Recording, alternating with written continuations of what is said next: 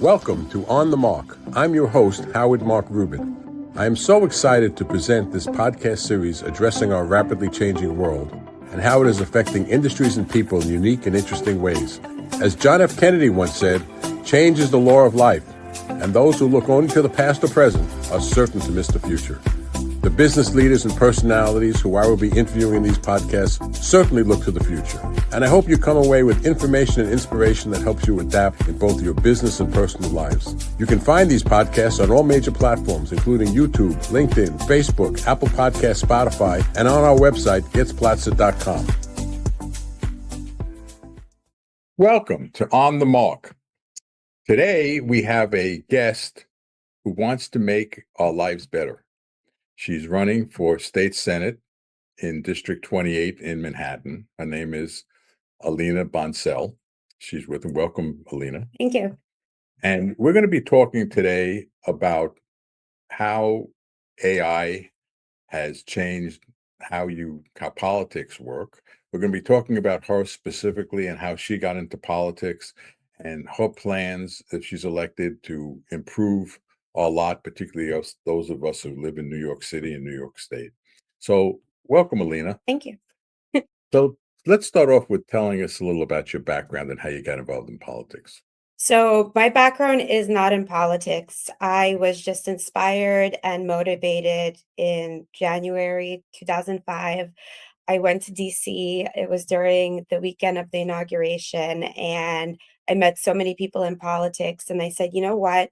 Why don't I do this? There's so many things that we need to do in New York City. My family came here, for the American dream, and we came here as illegal Jewish refugees in 1989. I was a small child, and we settled in New York City. So this is my home. This is where I grew up, and we escaped at the time anti-Semitism and socialism, and it was coming to our New York City right now. So I'm really here for the long haul. I am running to really make a difference because 20 years has passed in Albany and nobody's really doing anything to improve our safety, our quality of life, and how our taxpayer money is spent. Your family came from where? From Odessa, which Odessa. it was part Ukraine. it was part of the Soviet Union, and in 91 it separated. So, we were Russian, now we're Ukrainian. So basically you grew up here because you came as a young child. Yeah, I grew up here. I was 6 years old when we left. I went to school here. This is my home. I don't have any family there. This is all I know. So this is my country, and I feel like I can pay it forward now. We were able to come because there was a Israel organization called HIAS, and they were at the time helping all the Eastern European Jews come to Israel or the U.S., and that's how we landed here. And when you came here, did you, when you were growing up, and when you, I guess, as far as raising your family, were you politically involved at that point? No, I was actually in healthcare. I graduated from a business program, undergrad, and then I got into the pharmaceutical industry. So I was doing sales, business development. I would be launching products, indications, getting them into hospitals, formularies. It was very bureaucratic and it was very difficult. Even if you had the best product in the world, there was a lot of competition, and you had to figure out how to navigate these political systems in the healthcare industry. So that's what I did for 15 years. Then I also had my own startup, so I was a founder, and now I have a small business of real estate, and that gives me the opportunity to really understand all kinds of walks of life and be a full-time candidate because, to do anything right, you have to be dedicated and do it full-time. And I understand you're a registered Republican. I am, yes. Right? And you're running on the Republican line. I am, yeah. Okay. Were you always a Republican, or did you change your party affiliation at one point, or you had no affiliation? Yeah, I was never very political. The truth is I didn't really even vote until later in life. I just kind of always been Republican, however, but I would say I'm more like a Reagan Republican. I'm fiscally conservative, I'm socially liberal, I believe in communities, I don't believe in large governments or government overreach, and I would call myself actually a pragmatic Republican. because I'm unique. And I came as an immigrant. My family came with nothing, and we built everything, and I've accomplished everything on my own. Nothing was given, nothing was handed. So I understand every kind of person's situation because I've lived it. Well, it's good to see. I like to see people who are running for politics who aren't lawyers. We think we have too many lawyers, even though I'm a lawyer. Too many lawyers in politics, and I think that results in having a skewed view of what's important. And Mhm. it's good that people with different backgrounds It's running funny for you say office. that because the first thing they say to me, "Are you a lawyer?" People believe there's a prerequisite. People wanna believe that, you have to follow a certain trajectory to get into politics. And I believe right now there should be a more of a movement to educate young people in school that politics is available to anybody. You don't have to come from a family dynasty. You don't have to be a poli-sci major. You don't have to do anything. You just have to be a person that is passionate, that cares, that wants to create change, that is honest, that is ethical, and it's doing it for the right reasons. Well, I know that aside from the Republican nomination, you're also attempting to get on an independent line. And I know in the old days meaning when I was younger, when that's the old days, politics were a little different. You had to just get a huge organization of people out on the streets to get ballots for you and get Mhm. people to support you. I would think that in this age of AI and age of social media, that's changed. How do you use in your campaign social media to reach your the voter base? So to get on the ballot, you can't use social media yet. Okay. You still have to do it the organic way. You have to stand on the street. So, as you mentioned, I am excited to also run in addition on my own line, which is an independent line, and it's going to be the Stop Mandami line. It's going to be in pursuit of Jewish safety because our city, our residents, especially where I am on the east side, there's a lot of large pockets of Jewish residents, and they're very concerned. But yeah, we're using technology and AI, because it's the wave now.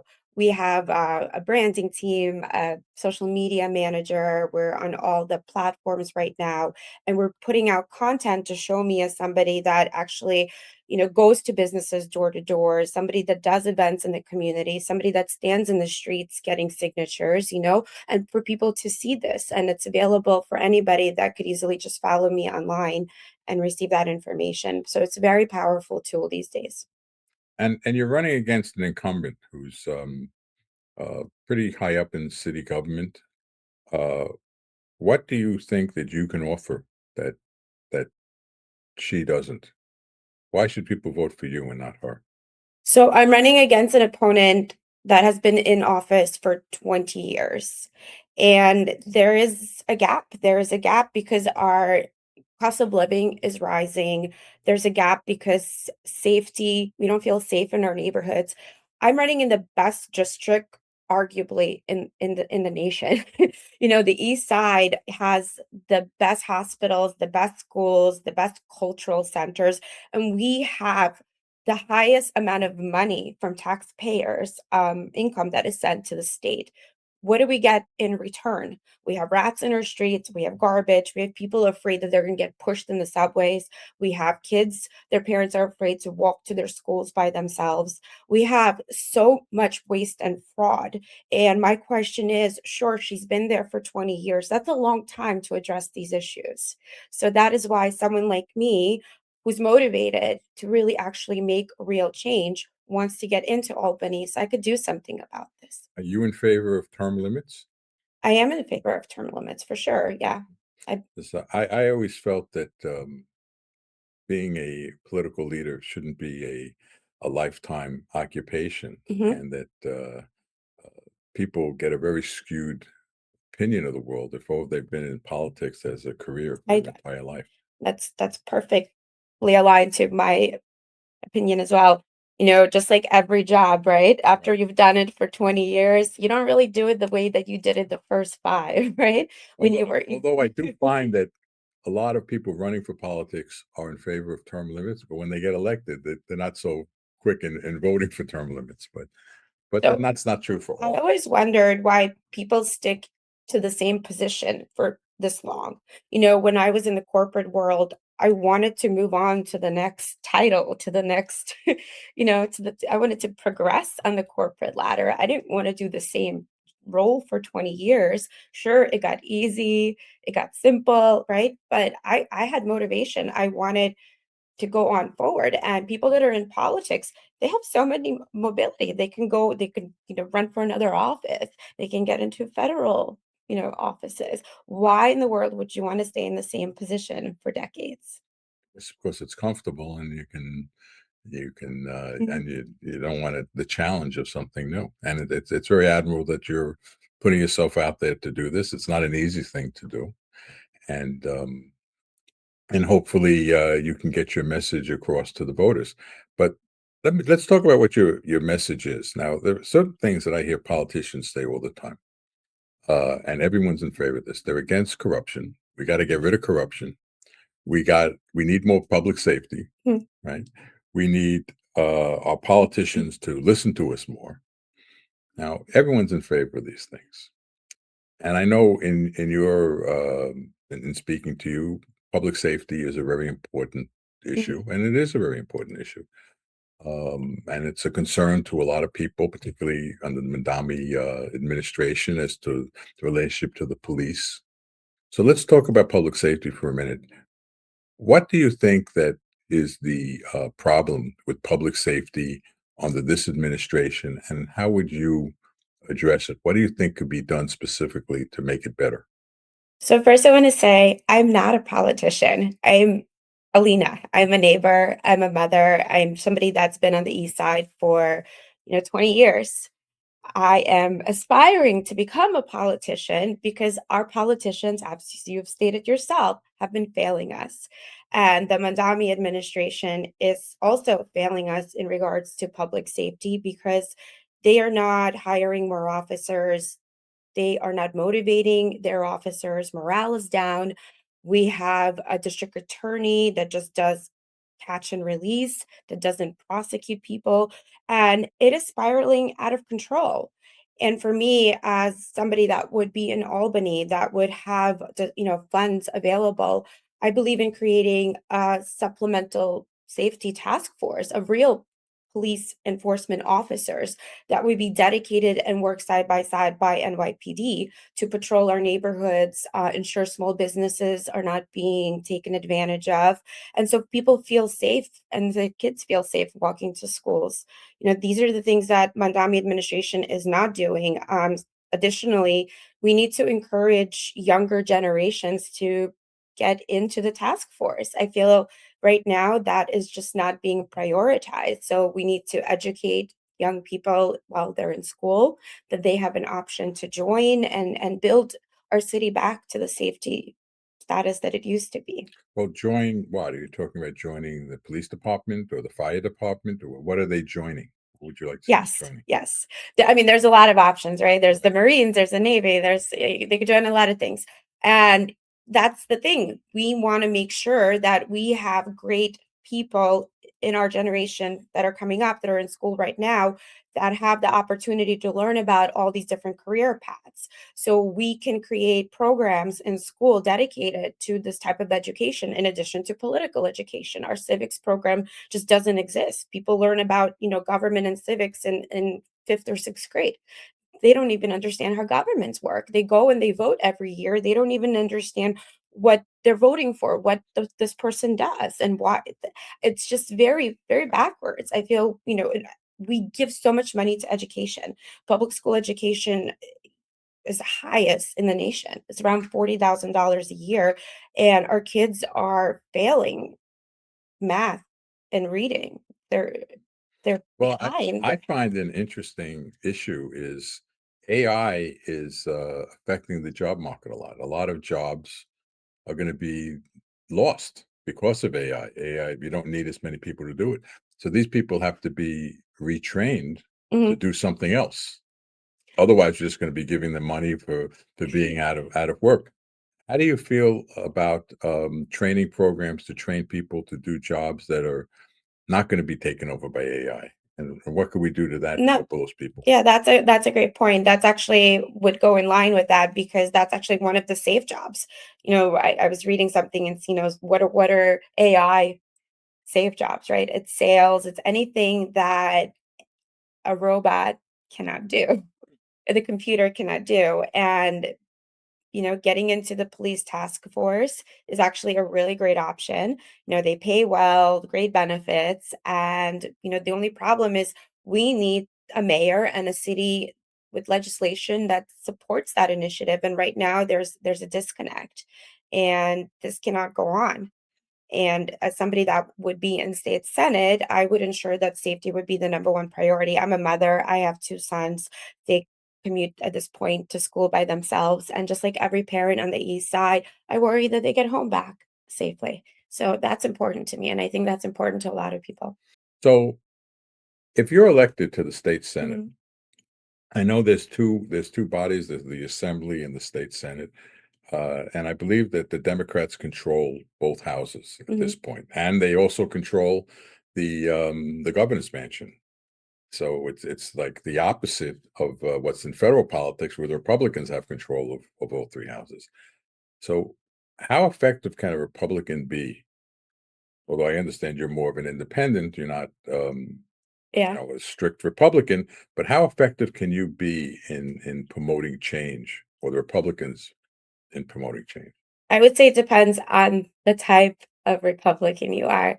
So I'm someone that is relentless. But just to give you an example, you know, in Senate, they used to have majority. Republicans did a while ago, and they lost it. And now there's a Democratic majority. So to get legislation passed, obviously you need a co-sponsor, ideally, and you need there to be a vote. But just because the Republicans don't have the majority, it doesn't mean that you will be ineffective. I am somebody that understands how to navigate systems like this, how to cultivate, relationships, how to get buy-in, and how to leverage key people.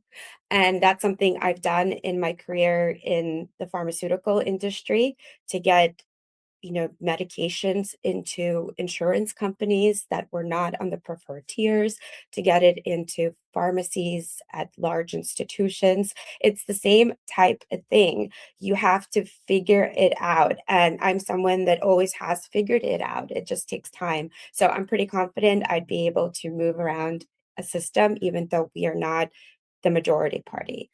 I feel the most frustrating thing about our national politics is how bipartisanship has gone out the window, with very few exceptions. That if you're a Democrat, you're not voting with Republicans. If you're a Republican, you're not voting Mhm. with the Democrats.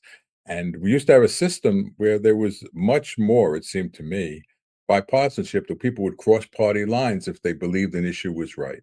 Is that something that you're going to try to promote in the state government? Yeah, and it's sad that it, has become tribal warfare at this point. People no longer vote for a candidate. They vote for the party. They vote for the party blindly, and that is why our city's in decline. That's why we end up electing people that create waste and fraud, people that don't deliver to what they promise, and that is spiraling out of control. I don't think it's fair to blame everything under a party's banner on a candidate. I'm not surely responsible for every bad decision the Republican banner, made. And I don't think it's fair to attribute it to me. Judge me on my own recognizance, judge me as a person, judge me on what I want to do, judge me on the things that I want to create for New York, for communities, for children, for families. That's what I want to be voted for, not So not on the so party. you would like to reach across the aisle when to be more effective, that would be something, a way that that you could be a more effective legislator if you can get people from both parties to see, that something is good, it's good, and Yeah. it's not good for just the party, but it's good for the people of the state. So my slogan actually is "We win together," meaning the Democrats, the independents, the Republicans collectively, we, the people, should be united, not divided. And keeping us divided only hurts us in great ways.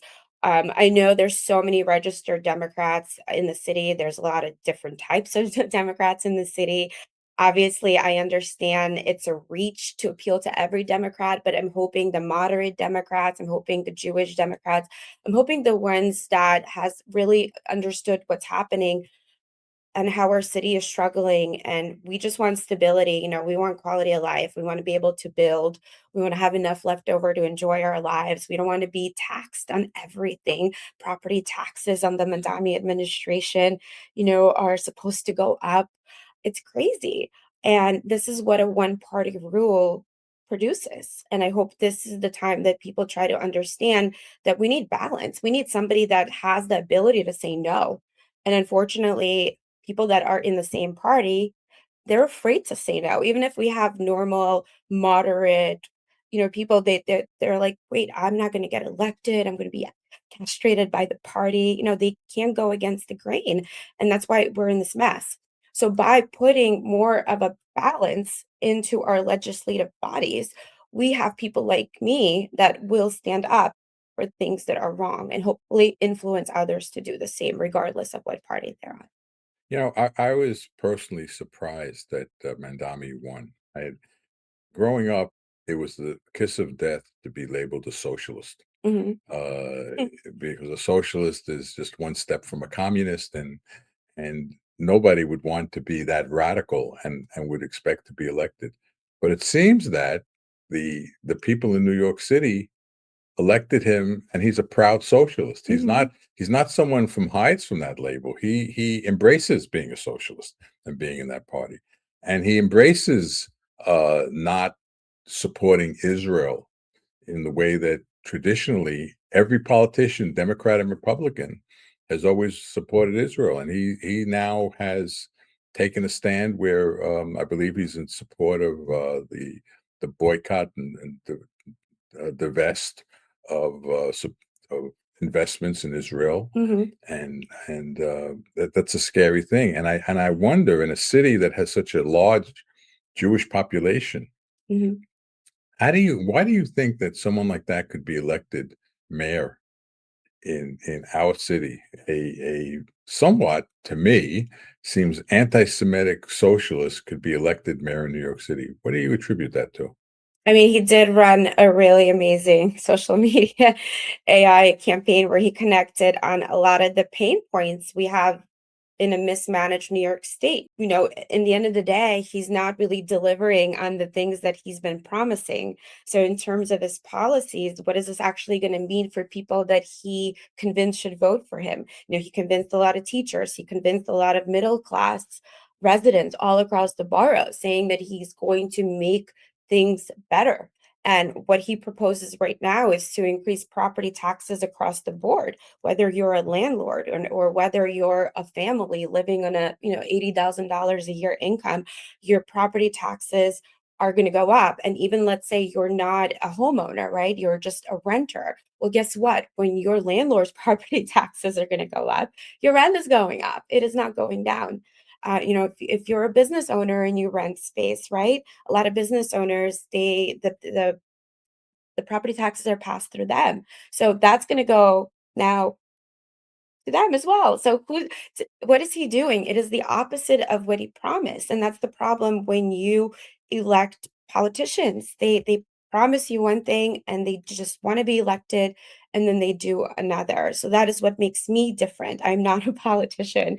Um, I am a normal person that grew up in New York City and had my children here. I've been here for 20 years. I've worked in different industries, and I am upset with this, just like everybody else that's listening to this. And I'm actually in a point in my life that I want to make change and I want to do something about it. So that's my answer to the Mandami situation that we have. And that is why I'm running on the independent line to stop Mandami, both for Jewish safety and to stop the bad policies that he's trying to bring to New York State. Let's talk about anti-Semitism in New York, and really, it's more of a national problem these days. It seems that this administration, by a lot of its policies, has made the anti-Semitic movement stronger, Mm, and they've become more vocal, and they're trying to pass policies that that are very hazardous and a problem to the Jewish community, particularly on college campuses mhm. and in different communities.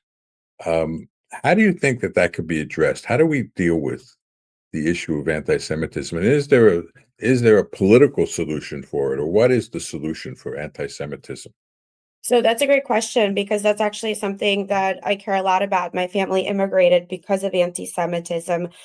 They didn't feel safe in a predominantly Christian country at that time that didn't protect them as Jewish citizens. And that's why they came to Israel. That's why we came to the US, exactly for that reason. I know right now there's legislation by other politicians to ensure that protests are not done near any synagogues or house of worships. I think that's great. I commend them for taking initiatives on doing that. But I would take it one step further. We need harsher, stronger laws to punish anybody that wants to commit or commits a religious crime. There's so much stuff that I was reading about, this past year, people putting swastikas on playgrounds in synagogues. That should be no tolerance. And I actually looked up the laws. We have the laws in place. We do have the laws in place. The problem is we don't have enforcement. We don't have a mayor and we don't have direction for them to enforce these harsher punitive laws because we have a district attorney that obviously isn't going to be supportive of this, and we have a mayor that is the opposite of what the city really needs, to make their citizens that are Jewish feel safe. So, as someone that would be in state senate, I would want to bring those laws back on the table. I would want our police to really go after the people that are committing religious crimes and create a boundary, a no tolerance boundary, and prosecute people to the highest level, even for just intent. And what do you think of the mayor's campaign promises, whether he can actually do this or not, to give a lot of what I call freebies? Mhm. We're going to give free Yeah. buses, free trains. We're going to give free daycare up through high school, or at least junior high school. And the funding of it, we're just going to tax the rich, and that's the goal. And I'm afraid that a lot of the wealthier people are going to leave the city, and they're the ones who pay taxes. I read a statistic that the uh, the tax base, the top 20% of the tax base, pays something like 90% of the Mhm. taxes in New Mhm. York. And if we start losing some of that tax base, where is that going to leave us? How do you feel about these freebie programs that he wants to So initiate? we already lost a lot of the tax base there in Palm Beach. Right. Um, so the thing is, that's what I was trying to say. They promise things that they cannot deliver. And because there's such a disconnect in understanding how government works, people vote on that. They don't understand that for something like that to be an approved policy, it has to go through city council, depending what it is. Or if it's a state policy, it has to go through assembly, through state senate, and ultimately the governor. That a mayor can't just snap their fingers and make this law. He has limited power, and that's a good thing because that is how our government is set up. So, as far as the freebies go, I can tell you that the freebies that I would propose would actually be smart and reasonable and doable freebies. I believe that young people under 25 that just graduated from college, they shouldn't be paying state tax. They already have tuitions to pay back. They might be trying to save money to move out of their parents' home. So I think young adults need to be invested in. They need a head start. We should not tax them. As far as childcare goes, it's great to try to create a program for childcare. I'm someone that has two children. I completely understand. But when that program is going to benefit people that are not here illegally, that are not even paying any taxes, I think there's something wrong with that. The best way to do it actually is to give working parents an opportunity to not pay any state taxes until their child is 5 or 6 years old and can be enrolled in normal school. And they can use that money at their own discretion to pay for their own childcare. And then we have seniors that are already living on limited income in the most unaffordable state, and they're taxed on their pension. They should not be taxed on their pension. So these are the things that I would propose when I'm in state senate, and I believe they're smart policies. And let me ask you, how do you think that we should deal with the issue? You mentioned illegal immigrants. So we have a lot of illegal immigrants. We have a lot of homeless in New York City, and they're here, Mhm. and they're not going anywhere quickly. What do you think that the government's position should be as to these people who aren't here legally, who aren't contributing to the economy? How should they be dealt with? So the reason that we're in this position is because New York is a sanctuary city. And that really hurts our citizens because the money that should be spent on them to make their quality of life better, their safety better, relieve the tax burden off of them, instead is being spent on protection and funding of those that came here unlawfully. My family came here lawfully, and it was very hard. You know, um, I mean, I understand why some people come here without papers. I really do. But, we did the right thing, and it was a process, and it took a long time, the applications, the interviews, the wait, right? So if we did it right, others can do it right as well. But we really need to care for our people first. People that are in New York are struggling, they're suffering, they can't pay their bills, their energy cost is going up. Why don't we take care of them first instead of, figuring out how we're going to take care of those that should have never crossed the border to begin with? Policies that you're espousing aren't the traditional Republican policies. I mean, it makes a lot of sense to me to say that people who are here illegally, instead of having them not doing anything at all, there are some jobs that we don't have people to do the job, and we need people to work. So, are you espousing a policy to allow illegal aliens to work here Yes, without papers? correct. Yeah. So I believe that migrants and illegal aliens that came here without documentation should be in a position where they should work. They shouldn't be getting a free handout and free housing on the taxpayer's dime. So it's like a catch 22, right? So we should give them an opportunity to work legally so they could take care of themselves. And then maybe within some time, if they're contributing to our country, if they're paying their taxes, if they're doing all the right things, entertain the idea of making them legal citizens. So, you believe in a path to citizenship? I do. I feel like right now they're here. What are the options? Are we going to keep funding them, paying for their food, for their hotels, for their legal fees? I mean, that's just insane. It would be much smarter to give them papers so that they're legal residents at minimum, not citizens, but legal residents, so they could take care of themselves. And then after being evaluated, they can have perhaps a path to citizenship and be contributing, taxpayers. And our country needs more of that for sure. That's something that the Reagan administration did. Well, do you believe in ending New York's status as a sanctuary city? In other words, there should be cooperation with ICE to deport these people? So it depends on the people, right? Okay. So if it's somebody that came here recently, that is gaming the system, that maybe has had some, criminal mischief, definitely they do not belong in our country. They should not be in our country, and ICE should take measures to protect our citizens. But in other respect, right, there are different scenarios. It's not a one size fits all solution. So there's families with little kids and people that just want to work. They just want to work. Let's give them a chance to work. We need laborers. We need them. We need them. They do the hard work. They're happy getting less in wages than traditional workers. Why not entertain the idea and create a way for them to contribute? I mean, our laws in immigration are so outdated. They haven't been revised. for 40 years. I think it's time that the federal government considers taking a look of how we can address this issue rather than just, using ICE to deport everybody. Right. So let's talk about your specific district. Your district is the east side in the 50s, 60s, and 70s. Kind of that's kind of the border Mhm, of your. And I know that there's been issues with homeless shelters there. I know that I was involved at one mhm, point with trying to prevent some homeless shelters. mhm.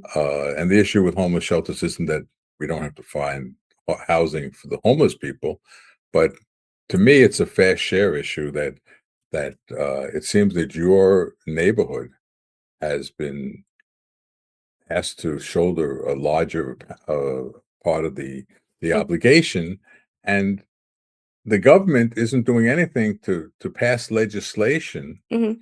as to how we deal with this homeless shelter issue. What would be your way of approaching from a legislative point of view the homelessness issue and how we shelter these people? So it was really eye-opening. I went to a community board meeting and we learned that a 200-bed shelter was opening in a community right next to schools, right next to liquor stores, right next to cannabis stores. And I looked into it and they said, "Well, it's a dormitory, it's a hospital, there is no zoning restrictions." And I said, well, "Wait a minute. So, for you to open up a cannabis store or a liquor store, you have to be within a certain distance from a house of worship, from a school, but to open up a 200-bed men's shelter where you don't require ID, where it's a intake, where you're gonna have all different kinds of individuals, and there is no safety in place for people on the outside, for businesses in the community. There is no zoning requirement to do that. There's no requirement at all. It's crazy. So that's actually the first thing that I'm gonna do, and I'm gonna do it even before this election. We started to draft legislation that we want to propose in Albany. And we hope that this will be taken, seriously by everybody there, regardless of party line, because it's becoming an epidemic of an issue, not just on the east side. It's in Brooklyn, it's in Queens. People that have bought homes, people that have businesses are afraid of their neighborhoods, what they're going to become. And it's not that we don't support homelessness. I'm the first person to support a solution to homelessness. I was a child that would give my money to people in the streets. So, but there's a way to do it right and a way to do it wrong. And right now, we're doing it wrong, and there's a lot of fraud. There's $4 to $5 billion of taxpayer money allocated to solve homelessness, and it's just a money scam. They're selling beds. There's these nonprofits and these buildings being bought, and they're trying to put in as many bodies as possible without any kind of check and balance. And in the end, it just puts people in the street because nobody wants to be in a bed next to somebody that is not safe. And they end up in the streets despite of what is being organized for them, and then it impacts the community in a negative way. So that's going to be the number one thing that I'm going to propose. All right, well, thank you. I think we're coming to the end now, but why Mm. don't I give you the opportunity? And if you want, you could look into the camera and tell people why they should vote for you, and if they want to contribute to your campaign or get involved, how they would do that. The people should vote for me because I'm not a traditional Republican. I am actually not even a traditional politician. I am just a neighbor. I am a mother. I am a business owner. I'm an entrepreneur. I'm somebody that wants to make real lasting change. I want the next generations to have a head start. I want our children to feel safe. I want young adults to be able to stay in their communities and buy homes and have a life that they're really meant to have. So my website is alinabonsell.com to learn more about me. And the link to donate to my campaign is there. I'd love if anybody could support me in my endeavor because I'm really doing this for the right reasons and I'm doing it for New York State. Well, Alina, thank you for being on the mark today. I think you certainly got your message across, and it's an important message to to get out there, and hopefully you'll do well in the election. So, thank you for being on the mark. I hope you enjoyed this episode of On the Mark. I started this podcast by quoting John F. Kennedy and would like to end it with quoting one of my favorite baseball players, Nolan Ryan. Enjoying success requires the ability to adapt. Only by being open to change will you have a true opportunity to get the most from your talent. I wish you success in staying ahead of the curve instead of behind the 8 ball. Thank you for tuning in.